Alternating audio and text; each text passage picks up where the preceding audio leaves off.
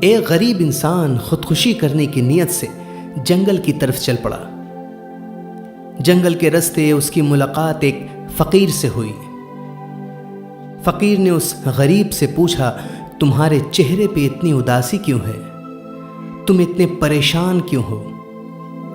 اس غریب نے کہا کہ میں اپنی جان دینے کی نیت سے اس جنگل کی طرف آیا ہوں۔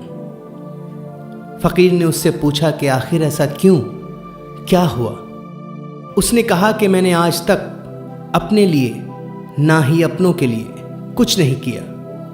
کوششیں تو بہت کیں مگر کامیابی میرے حصے میں نہیں آئی۔ میرے آس پاس کے رہنے والے جتنے بھی لوگ ہیں، میرے دوست، یہاں تک کہ میرے اپنے بھی، مجھے ہمیشہ یہی کہتے ہیں کہ تجھ سے کچھ نہیں ہوگا، تو زندگی میں کبھی بھی کچھ نہیں کر پائے گا۔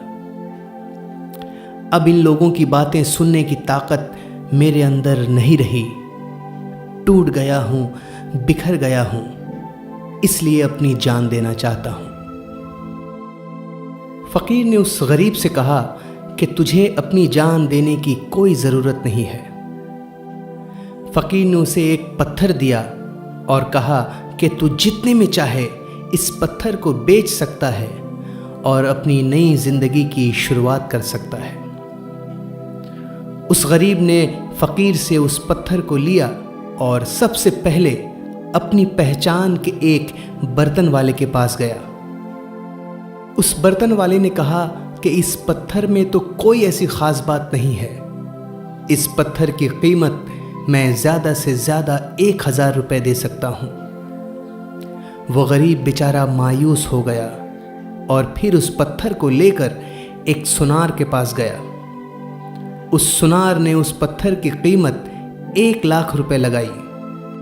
اس غریب نے سوچا کہ اس پتھر کی قیمت شاید اور بھی زیادہ ہو۔ پھر وہ اس پتھر کو لے کر ہیرے کی دکان پہ گیا۔ اس پتھر کو جب ہیرے کے ویاپاری نے دیکھا تو کہا کہ میں اس پتھر کی قیمت نہیں دے سکتا، یہ تو انمول ہے، میں اگر اپنی پوری سمپتی بھی بیچ دوں تو بھی میں اس پتھر کی قیمت نہیں چکا پاؤں گا۔ دوستو، اس کہانی سے ہمیں یہ سیکھنے کو ملتا ہے کہ ایک پتھر کی قیمت ایک برتن والے کی نظر میں اور، سونار کی نظر میں اور، ہیرے والے کی نظر میں اور ہے۔ ہمارے آس پاس کے لوگ جو ہمیں ہماری اوقات دکھاتے ہیں، ہمیں ہمیشہ چھوٹا یا نیچا بتاتے ہیں، دراصل وہ خود ایک برتن والے کے جیسے ہیں جن کو ہماری اوقات اور قیمت کا اندازہ نہیں ہے۔ ہم سب اس پتھر کی طرح انمول ہیں۔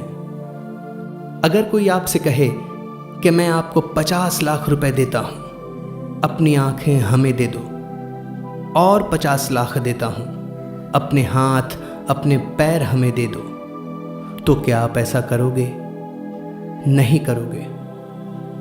کبھی ان کی طرف بھی نظر کریں جن کی آنکھیں نہیں ہیں، جن کے ہاتھ، جن کے پیر نہیں ہیں۔